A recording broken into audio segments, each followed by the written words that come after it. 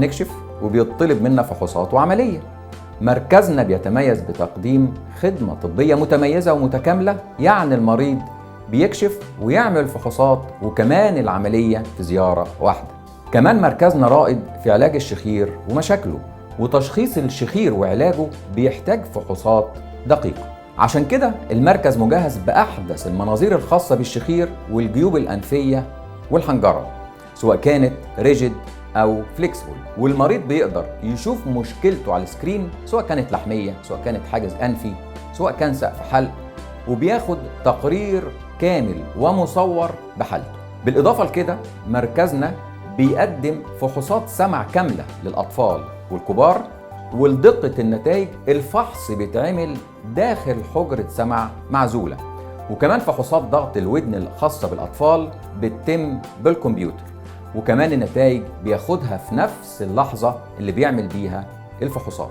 كمان المركز فيه قسم خاص لسماعات الودن لضعاف السمع.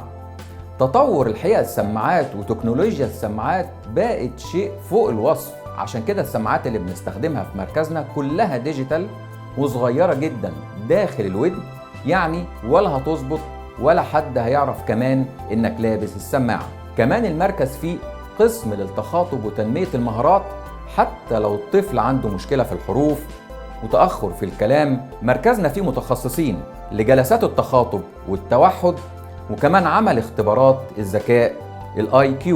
زي ما قلت تميزنا في ان الفحوصات والعلاج في زيارة واحدة، كمان التميز في احدث اساليب العلاج. متواجد في مركزنا احدث اجهزة الليزر العلاجي لعلاج حالات العصب السابع، طنين الودن والدوار.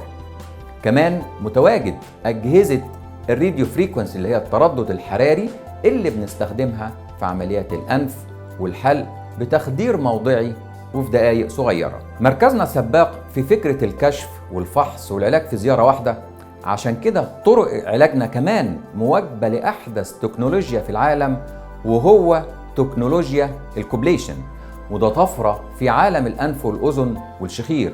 بالكوبليشن بنودع طرق استئصال اللوز القديمة زي الكي والخياطة والغرز وكمان الليزر، واللي كان بيصاحبها آلام ونزيف ومضاعفات. يعني الطفل بعد العملية على طول مش هيحس بألم، وهياكل وهيلعب وهيسافر.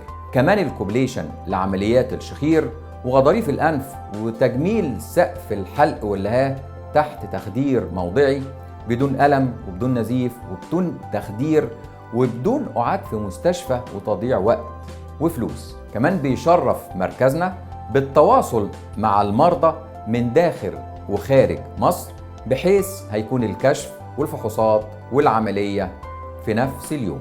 وده كله مش هتلاقوه إلا في مركزنا، مركز علاج الشخير دكتور هشام إبراهيم.